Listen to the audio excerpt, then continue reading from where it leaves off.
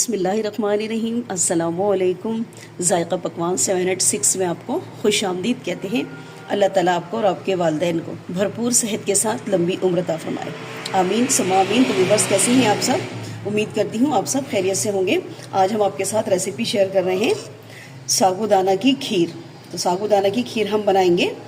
Channel पे अगर आप नए हैं तो चैनल को सब्सक्राइब कर लें और बेल आइकन के बटन को भी प्रेस कर लें ताकि मेरी हर नई आने वाली वीडियो का नोटिफिकेशन सबसे पहले आपके मोबाइल पर आ जाए। तो चलें आज की रेसिपी शुरू करते हैं। देखिए, इसके लिए मैंने साबूदाना ले लिया है। ये देखिए, इसको मैंने आधा घंटा पहले भिगो दिया था।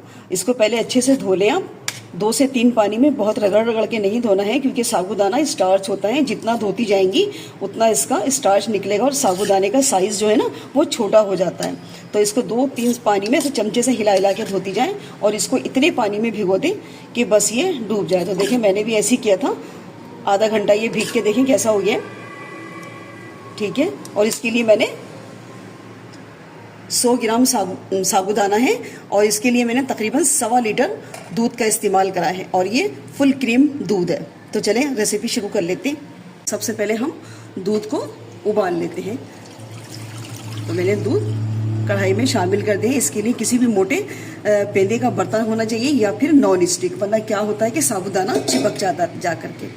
और देखिए, यहाँ पर मैं क्या करूँगी, साबूदाने में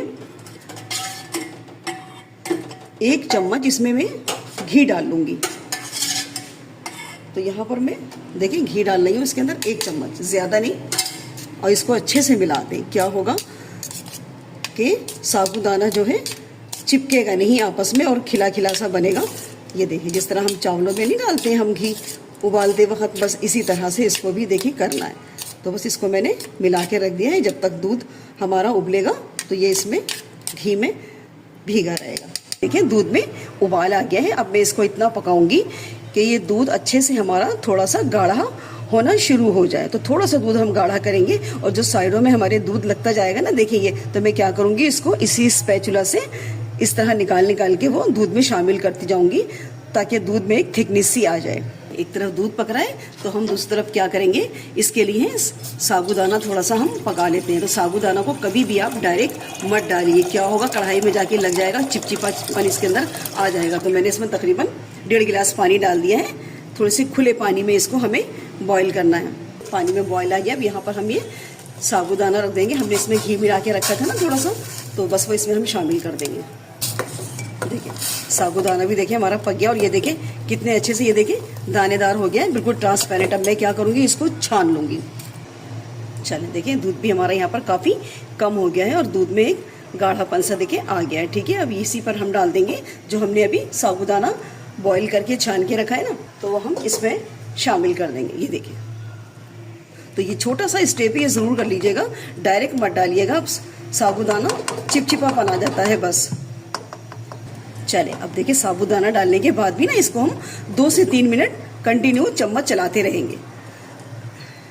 देखिए कितने अच्छा हो गया माशाल्लाह। देखिए कितना दानेदार नज़र आ रहा है, कितना ट्रांसपेरेंट हो गया। 2 से 3 मिनट हो गए हमें साबूदाना डालने के बाद भी हम इसको पका रहे हैं। अब यहाँ पे क्या करेंगे, हम डाल देंगे चीनी। तो मैंने 5 चम्मच भर भर के मैंने चीनी के ले लिए हैं, वो मैं इसमें शामिल कर दूँगी। मीठा आप अपनी पसंद से ले लीजिए।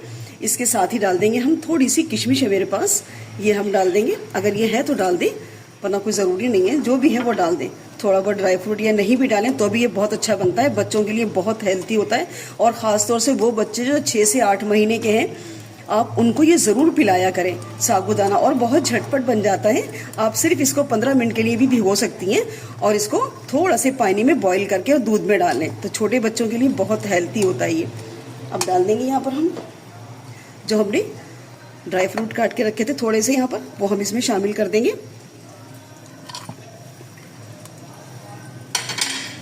बस अब इसको हम 2 मिनट और पकाएंगे, इससे ज़्यादा नहीं। देखिए कितने अच्छे से इसमें थिकनेस आ गई, ये देखें। ठीक है, क्योंकि ये साबूदाना है ना, तो ये जब ठंडा होता है ना तो थोड़ा सा ठीक हो जाता है। तो बस यही अब मैं फ्लेम बंद कर रही हूँ और इसको ठंडा करके मैं आपको इसका फाइनल लुक दिखाती हूँ। चलिए, देखिए खीर को हमने ठंडा कर लिया और ये देखिए इसकी थिकनेस कितनी ज़बरदस्त खीर हो गई है।